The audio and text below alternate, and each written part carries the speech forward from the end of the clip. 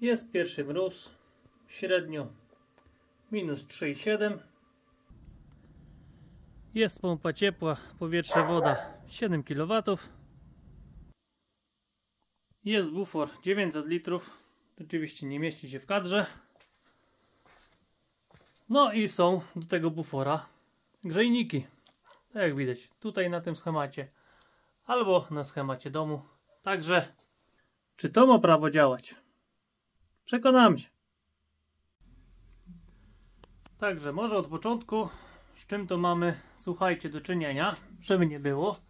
I tak, najpierw jedzie dom, czyli tutaj mamy dom o powierzchni 165 m2, bez poddasza, bo to jest nieużytkowe. I ogrzewane jest tego bezpośrednio 110 m2, a ta reszta to jest no, maszynownia, piwnica i spiżarka, także jest ogrzewane pośrednio. I tutaj słuchajcie, cały dom jest ogrzewany grzejnikami i jak już braknie z tych grzejników, jest dogrzewany przez klimatyzatory. Za chwilę Wam pokażę, jaki udział był dogrzewania klimatyzatorów, a jaki jest udział grzania domu poprzez pompę ciepła, która leci przez bufor. Pompa ciepła jest splitowa oczywiście, czyli wszystko wodne jest w domu. Mamy w tym układzie też bufor 900 litrów, który jednak z pompą ciepła może pracować. No i mamy grzejniki. Coś, co dla pompy ciepła jest złe i niedobre. No niestety, wysoki parametr, ale jednak jako tako to działa i jeszcze nie zamarzłem. Tu jest cały układ, ale żeby się nie zgubić, to zrobiłem tylko i wyłącznie, słuchajcie, to co nas interesuje. Czyli tak, mamy pompę ciepła split, mamy bufor 900 litrów, mamy grzejniki. Temperatura, która idzie na grzejniki i ustawiona jest na pompie ciepła, to jest 35 stopni plus minus, czyli między 36 a 34 stopnie. 36 na pompie, pompa się wyłącza, 34 stopnie układ obiegowy się wyłącza, a pompa ciepła goni, tylko właśnie po to jest zrobione te 34 stopnie, żeby nie goniła. I słuchajcie, teraz w tym momencie działa i pompa ciepła, i bufor. Zdarzyła się taka, jak zacząłem nagrywać, to pompa ciepła się wyłączyła. Dlaczego? Bo przeładowała zbiornik. A dlaczego przeładowała? Zaraz Wam, słuchajcie, to wytłumaczę. Bo nawet jak jest na minusie, potrafi przeładować zbiornik, jeśli się zdarzą odpowiednie warunki atmosferyczne. A w tym momencie to było, że wyszło trochę słońca, przygrzało w ścianę, że tak powiem, tej energii troszeczkę więcej się pojawiło. No i pompa ciepła, jadąc sobie tak na granicy tych 36 stopni, 35,5, 36, nagle przekroczyła te 36 stopni, że zbiornik po prostu załadowała troszeczkę za mocno. Jakoś tak nie chciało jej się zmodulować i się wyłączyła. I przez prawie 55 minut grzejniki dom chodził tylko na tym buforze 900 litrów, gdzie do dyspozycji była temperatura 36 stopni. Jeśli spadła do 34, czyli o 2 stopnie wystudziłem bufor, a prawie godzinę czasu sobie, słuchajcie, pracował i ogrzewał dom. Także to pierwszy taki plus bufora, jego właśnie pojemność. Później to musiało wszystko wstać i właśnie Wam tłumaczę, o co chodzi. Słuchajcie, czyli tak, pompa ciepła, jej praca jest sterowana z temperatury bufora. Bufor ma 3 czujniki temperatury. 1, 2, 3, znaczy 3 takie sloty na czujniki. Ja to różnie kombinowałem. Tu jest dolny, czyli dolna temperatura mamy tutaj, żeby lepiej było patrzeć, 29,5. Tutaj jest środkowa temperatura 34,5 i górna 34,1. I tutaj plus minus może być różnica pół stopnia, bo to są chińskie czujniki. Także w miarę jest ta sama temperatura. Tak, drugi temat, mamy obieg. Pompa obiegowa tutaj pomiędzy wymiennikiem pompy ciepła, no tym hydroboxem, a buforem. Tutaj leci nam cały czas 1100 litrów na godzinę. Jest ciepłomierz w układzie, także to można sprawdzić. I na grzejniki jest sytuacja taka, że tutaj leci nam 550 litrów na godzinę. Też jest ciepłomierz, też można to sprawdzić. Dlaczego to jest pompa obiegowa na wyjściu na ciepłej stronie? Bo w układzie rozbudowanym jest jeszcze zawór 3-drogowy, dlatego musi być pompa na ssaniu, że tak powiem, za zaworem 3-drogowym, ale w takim prostym układzie jak jest tutaj na przykład, to może być na powrocie, ale to nie o tym. I tak, słuchajcie, lecimy dalej, teraz może o właśnie tych temperaturach. Pompa ciepła sobie teraz troszeczkę musi podbić, wyrównać, leci na 1900 W. Może wyłączę lampę, o, teraz widać 1900 W sobie leci pompa. Ona cały ten układ wyrównuje. Teraz widzi tą samą temperaturę, co ma nastawioną, ale sobie po prostu tak leci. Później zmoduluje na spokojnie. Jak widać tutaj startuje słupeczki. To co wam mówiłem, zobaczcie. Normalnie, żeby nie było, praca do ostatnie 24 godziny. Zobaczcie, średnia godzinowa to jest około 1500 W na godzinę. Na fioletowo to jest pompa ciepła, powietrze, woda 7 kW. Pomarańczowy to jest klimatyzator na piętrze.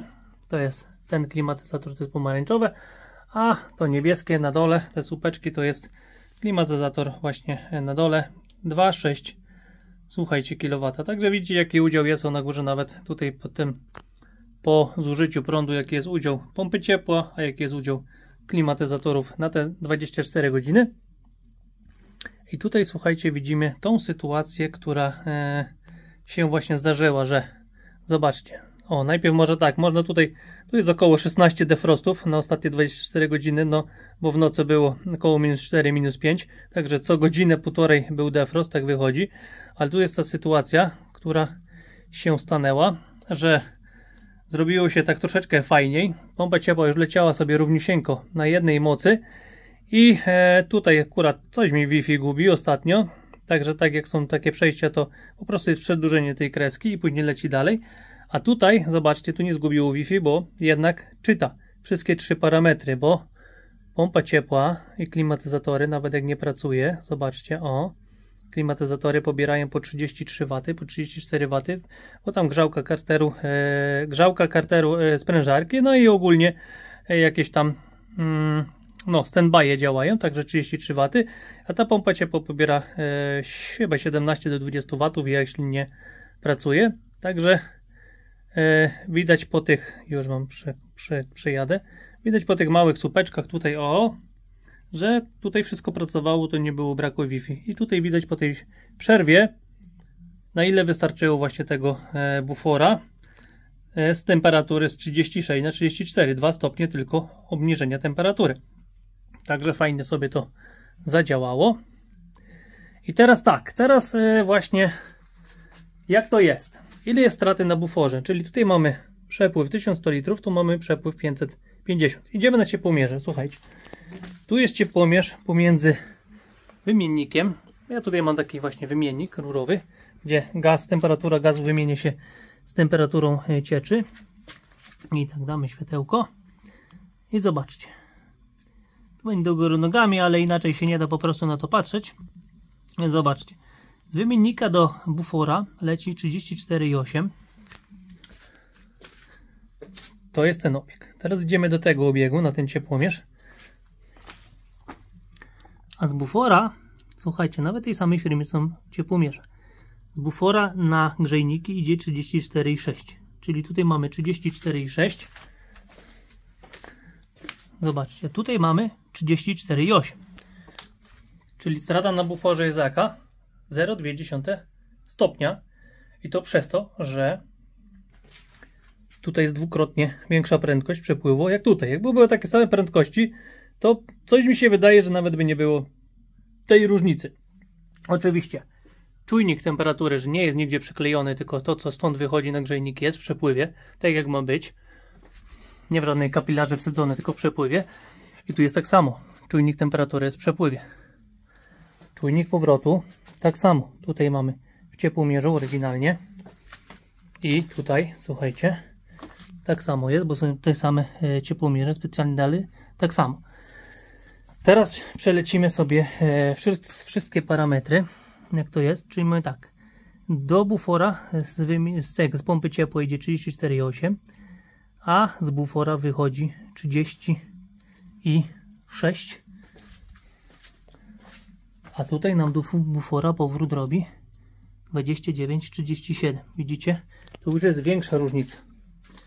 tutaj powrót z grzejników jest większą różnicą jak zasilanie, tylko mówię, tutaj dalej ta prędkość to wszystko podbiera, że tak powiem, to trochę ciepła i tutaj zabiera, a nie zabiera całego, czyli ten stopień, tak? Ile tu mamy? 29, 36 i tutaj mamy 30, no prawie stopień, widzicie? Także to mieszanie, to dalej. Na zasilaniu przepływ 0,2 stopnia, na dole stopień. Gdzie te straty na tym buforze? Dalej, kurde, szukamy dalej, nie wiem, znaczy ja już nie wiem, czy szukać za bardzo, ale i dalej, kolejny temat, ciepło, energia.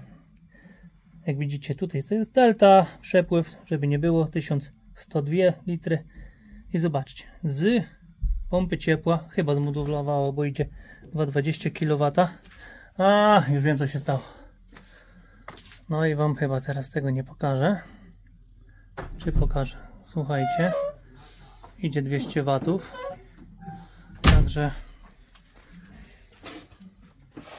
tutaj leci 200 watów, a tutaj za chwilę pewnie zaczną spadać temperaturę, bo usłyszę rury.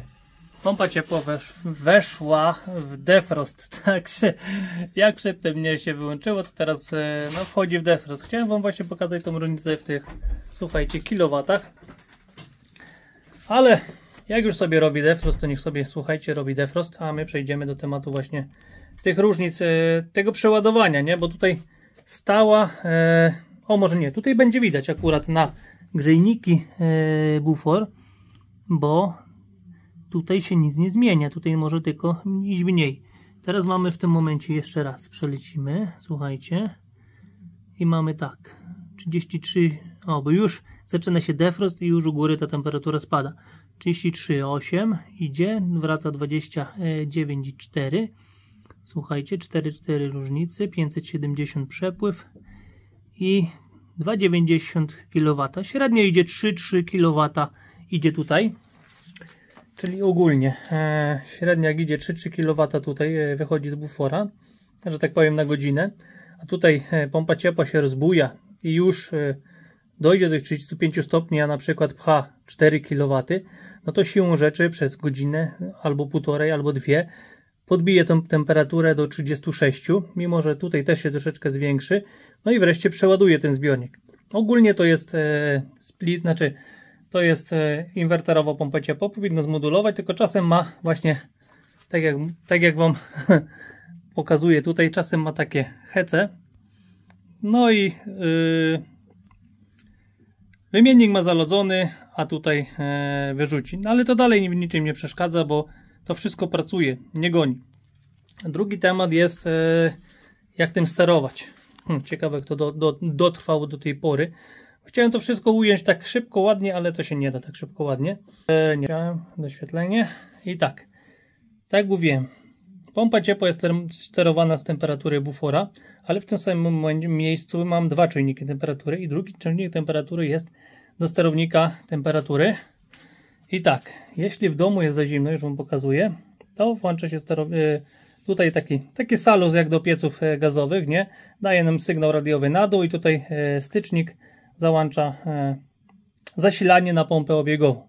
Ale to zasilanie idzie przez sterownik temperatury i on decyduje, czy pompa obiegowa ma pracować, czy nie. Jeśli ten sterownik temperatury zobaczy, że tutaj jest poniżej, jest 39,9, nie uruchomi pompy ciepła, czeka aż pompa ciepła naładuje tutaj do 34,1 i wtedy dopiero puści obieg.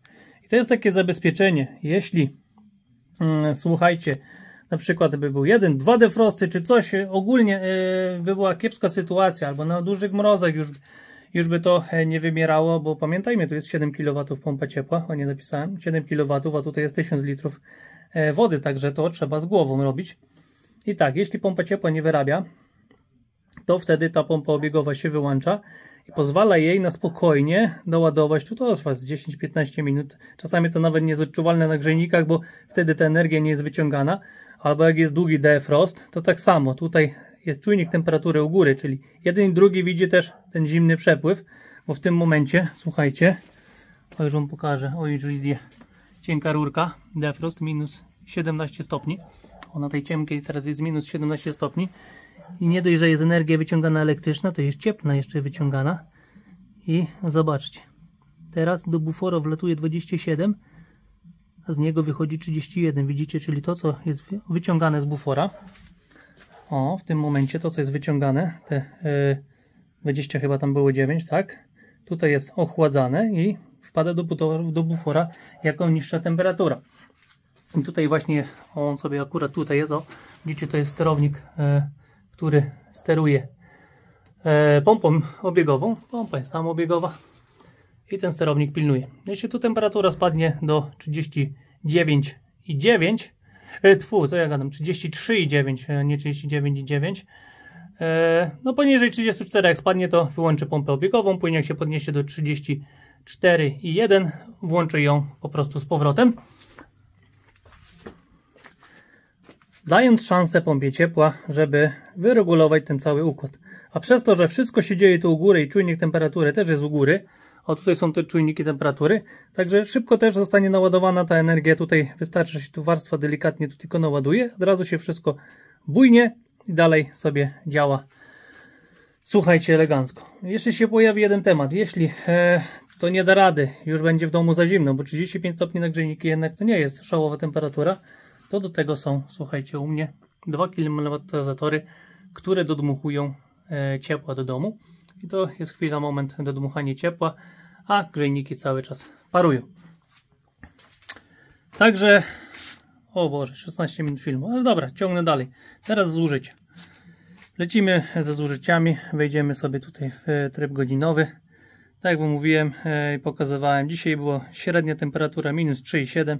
Zobaczcie, 33 kWh wzięła pompa ciepła i no, po kWh klimatyzatory. I bardzo fajnie sobie stabilnie pracuje. Tutaj jak widać o godzinie 9 się jeszcze dodmuchały klimatyzatory, tak się razem wrzuciły, także było 2 kW na godzinę poboru, 2 kWh. No to jak na taki cały układ na grzejniki, to słuchajcie, nie jest źle. Zmieńmy zakres, zobaczmy na przykład ostatnie 7 dni. O, zobaczcie jak wyglądają ostatnie 7 dni. Tu się zaczęło zimno robić pomalutku. Tutaj mamy ostatnie 2 dni i już pompa ciepła pracuje cały czas, praktycznie dzień i noc. A jak było tak około +5, +4, +7 przez dzień, to pompa ciepła potrafiła nie pracować w dzień, a pracować tylko praktycznie w nocy albo dobijać tą temperaturę, bo nie trzeba było tak aż ogrzewać domu. A teraz wejdźmy, na co wejdziemy? Słuchajcie, na ten sezon, kwartał. Kwartał to jest ostatnie 3 miesiące, tylko musimy to zmienić, słuchajcie, na miesiące. I ostatnie 3 miesiące, także mamy październik, listopad, grudzień. W październiku zużycie energii to było całkowite, to jest 209 kWh. Tak jak widzicie, druga faza to jest pompa ciepła, pierwsza i trzecia to są klimatyzatory. W listopadzie, słuchajcie, to mamy, o, nie pojawiło mi się, listopad całkowicie to mamy 622 kWh i pompa ciepła 557, klimatyzatory 46 i 17. No i teraz w grudniu, słuchajcie, nam leci. Całość to jest 641 kWh, pompa ciepła 578, 42 i 19 idzie na klimatyzatory. Właśnie skończył się defrost, bo usłyszałem stycznik. I już wejdziemy sobie na zasilanie. O, syknęło, czyli zawór czterodrogowy, słuchajcie, przełączył wszystko. I co się stało? Zobaczcie. Zobaczcie, co się... Nie na mnie. Zobaczcie, co się stało. Mamy 33,9. I układ teraz, ten czujnik wyłączył pompę obiegową na dom. Jak już cały defrost zszedł, czyli energii, która była ogólnie w buforze, no i tutaj liczymy górę, bo jednak tutaj na górę było cały czas napychana ta zimniejsza temperatura, wystarczyło na cały defrost. Powiem wam, trzeba było sprawdzić w filmie, kiedy wam powiedziałem, kiedy był defrost i teraz. Pewnie około 8 minut trwał w międzyczasie. Ta energia została po prostu zmarnowana. Średnio jak liczyłem, jeden defrost około 1 kW ciepło wyciąga, a energii powiem wam nie wiem ile wyciąga, bo tego nie mierzyłem. No to trzeba by było faktycznie już dobrze przemierzyć, a tutaj prościej było mi to przepatrzeć przez to, że mam 2 ciepłomierze. I w tym momencie dzieje się coś takiego, że tak, ta pompa obiegowa stoi i czeka. Bo tutaj mamy na górze już teraz, jak tam patrzę, 33,7. Także brakuje 0,4 stopnia, żeby tutaj zagrzać temat, prawda? To wszystko stoi. Około, nie wiem, minuty czasu. Pompa ciepła zaczyna wstawać. Przejdziemy sobie tutaj. To ja już to nagram po całości, bo mi się to nawet kiedyś może przyda. Zobaczcie. Pompa ciepła zaczyna wstawać. Idzie na 900 W. Co tu się dzieje? Tutaj mam termometry. Ta strona to jest rurka gruba. Tu jest cienka, czyli to jest ta ciepła rura z pompy ciepła. To jest ta, co już wraca z powrotem gaz. Czyli tutaj powinno być zbliżone do zasilania z bufora, a tutaj nie przekracza 70, bo na to jest ograniczenie. I w tym momencie to się buja, także prawie 1000 W pobieramy. I co tu się dzieje? Słuchajcie. I tak. I tu się zaczyna też, słuchajcie, bujać, czyli idzie 33 stopnie, zaczyna iść z wymiennika do bufora, 34. Zaczyna się podnosić temperatura. A z bufora wychodzi 31, także już mamy energię, już idzie 3 kW, widzicie, 3 kW, 3,5, 3,6, to będzie rosło z mocą, już jest 1500 W i tak to będzie leciało sobie do góry, a dodatkowo jeszcze sobie zobaczmy, jaka jest różnica temperatur, to co jest nastawione na pompie ciepła, jest przekłamanie 10 stopni, czyli tu jest 24 na 35 jest nastaw, ale co widzi czujnik temperatury mnie interesuje. O, i czujnik temperatury widzi 23, czyli bardzo dobrze widzi, bo co widzi? Słuchajcie, to jest ważne, właśnie to jest ważne, widzi 34 stopnie teraz. Czyli dalej jestem w tej delcie 1 stopień plus minus i pompa ciepła nie będzie gonić. Ona teraz pracuje tutaj w tym układzie, bo pompa obiegowa stoi. Ta pompa biegowa teraz potrzebuje temperaturę. O, już się podnosi, było 33,5, już jest 33,6. Ona potrzebuje, tutaj ten sterownik potrzebuje teraz pół stopnia podnieść i dalej pójdzie obieg po prostu pójdzie obieg na grzejniki. Jeśli bym tego nie miał, słuchajcie, zabezpieczenia, to dalej bym obniżał temperaturę. A przez to, że mi tutaj obniżą temperaturę, pompa ciepła wiedziałaby 33, 32 i nie cisnęłaby, słuchajcie, tak jak teraz na 1500, później sobie wyjdzie na chwilę na 2000 i później dalej wróci, tylko już by cisnęła 2000, później 3000 W i co by to zrobiło, słuchajcie? To by to zrobiło, że zaczęłaby się z powrotem szybko zaladzać. A jeśli nie zaczęłaby się szybko zaladzać, to zaczęłaby robić częściej defrosty. Jeśli by robiła częściej defrosty, to by zaczęła więcej ciepła wyciągać z bufora. Jeśli by więcej ciepła wyciągała z bufora, grzejniki cały czas by pracowały, to cały czas by obniżała temperaturę bufora. No i finalnie, jeśli bym tego zabezpieczenia nie zastosował, powiem wam, przy minus 5 na przykład, mógłbym zamrozić pompę ciepła, bo już nie dałaby rady gonić takiego układu. Także, jak ja to mówię, do takiej pompy ciepła sobie możecie nawet zbiornik 2000 litrów podpiąć, tylko dalej z głową. Trzeba pilnować temperatur, które widzi pompa ciepła, no bo będzie później problem i zamrozimy ją. Dlatego tutaj jest chwila, moment. To potrwa, nie wiem, 5 do 8 minut tak naprawdę i ja w domu nie odczuję nawet na grzejnikach, może inaczej, 35 stopni na grzejniki to ręką nie czuć tego ciepła, ale ja przywymiarowane grzejniki, które mają 180 na 60, 200 na 60 i to jest, słuchajcie, wystarczające. A z tego co widzieliście, co wam pokazywałem przed chwilą zużycia, jaki jest udział pompy ciepła, jaki jest klimatyzatorów, także te klimatyzatory, no bardzo rzadko kiedy z nich dodmuchuję. Najczęściej dodmuchuję wtedy, jak jest właśnie taki na plusie i o 22, bo u mnie chodzi o układ pomiędzy 6 a 22 jest nastawione, że ma być pod 22,8, tak wyłączenie jakoś tak, a inaczej można plus minus 22, 23 jest w dzień ustawione, a na noc jest ustawione 21, 22, czyli takie 22, 21,5 i zanim spadnie ta temperatura i się w nocy pompa ciepła uruchomi, zacznie wszystko dogrzewać, to czasem na rano nie zdąży, nie? A to jest niskotemperaturowe wygrzewanie. No i rano sobie pilocikiem pyk, pyk.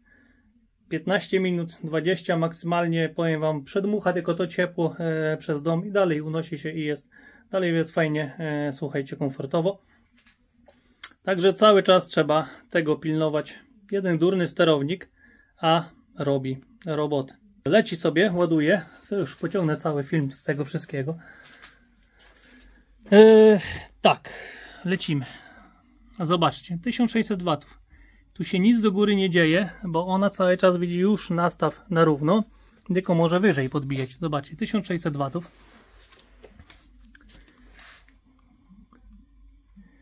,36 stopni już idzie do bufora, wlatuje.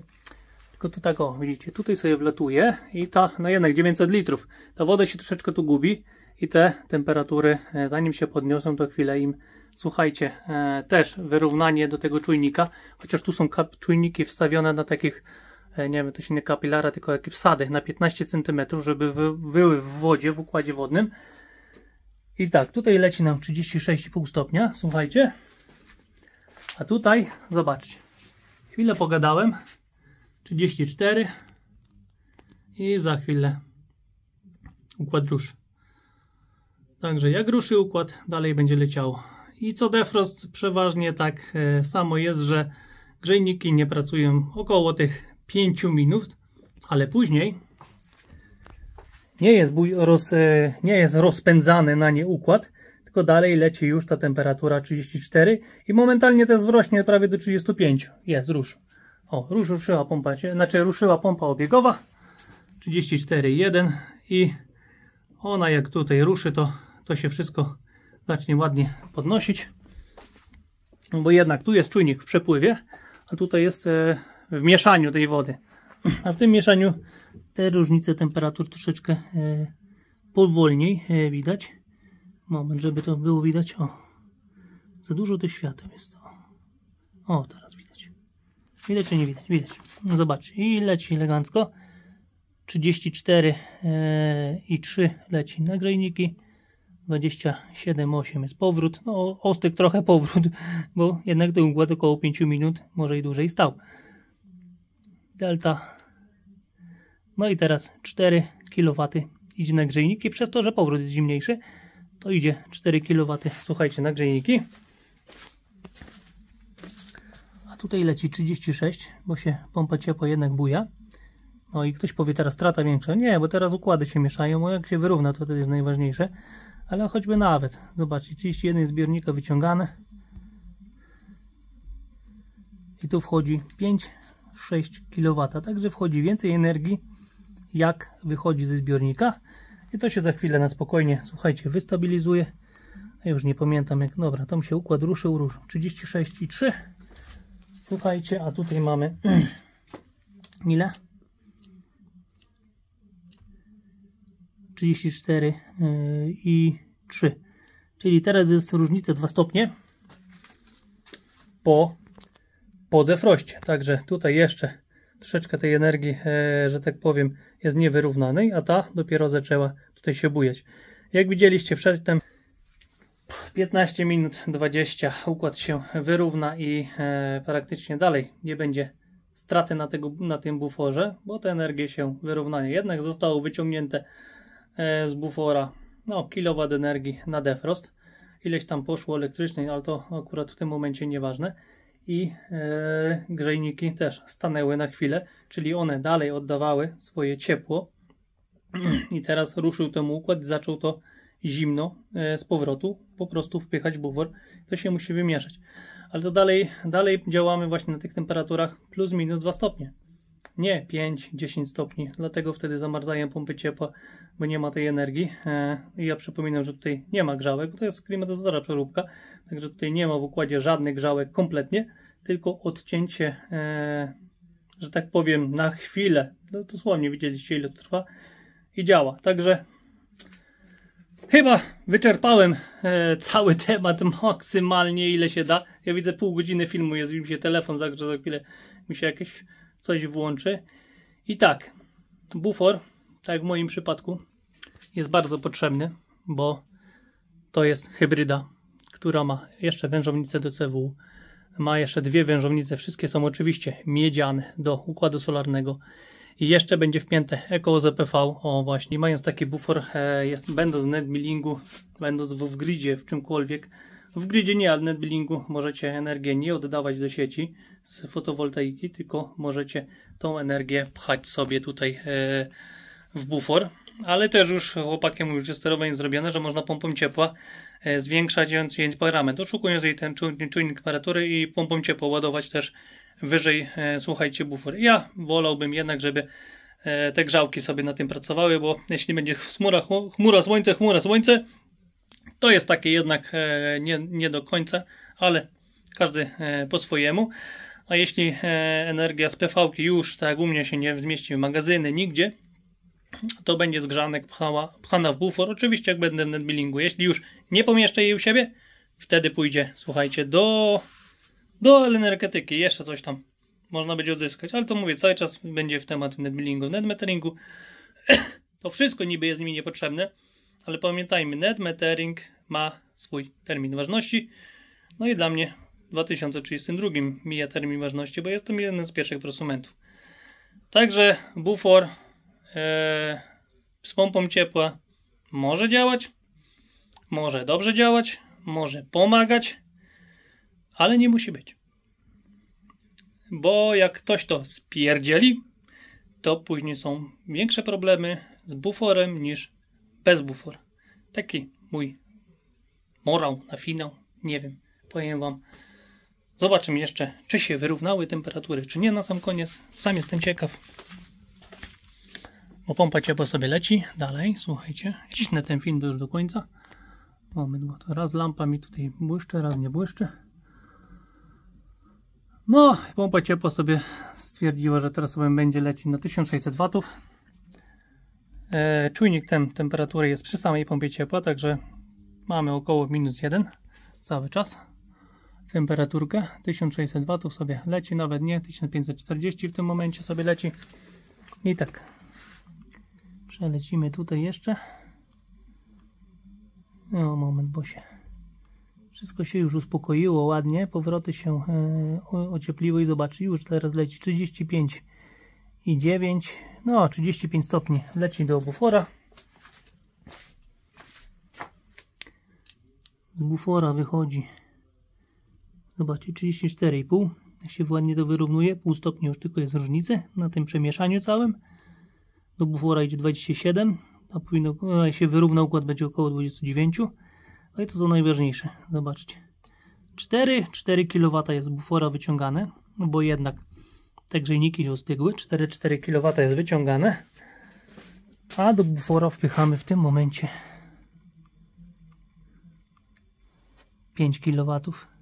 Także cały czas z taką góreczką 0,6, ale cały czas idzie do tego po prostu, słuchajcie, wyrównania i jak mamy tutaj 4,6, 4,7 kW, a pobór jest 1200, co mamy? 1200, 2400, 3600, 4800, czyli teraz COP wychodzi jakiś, powiem wam, żebym się nie pomylił. Nie, to mamy tak, 1200 to jest 1, 2400 to jest 2, 3600 to jest 3, 4800 to jest 4, czyli jakieś 3 COP w tym momencie jest. A to jest chwilowe COP, a mnie interesuje miesięczne, tak naprawdę, nawet nie dobowe, tylko miesięczne, o czym mówię co miesiąc, w podsumowaniu miesiąca, czyli jakie były średnie temperatury, jakie były średnie COP przy stałym parametrze 35 stopni plus minus 1 stopień ogrzewania na grzejniki. Także gratuluję tym, co dotrwali do końca. Jak już nie będzie żadnych filmów z mojej strony, to szczęśliwego nowego roku. I co? I od przyszłego roku wjeżdża nowy temat. 3 osobne magazyny energii, 3 falowniki. Zobaczymy, jak to wszystko będzie. Szczęścia, zdrowia, pomyślności, trzymajcie się ciepło i lecimy.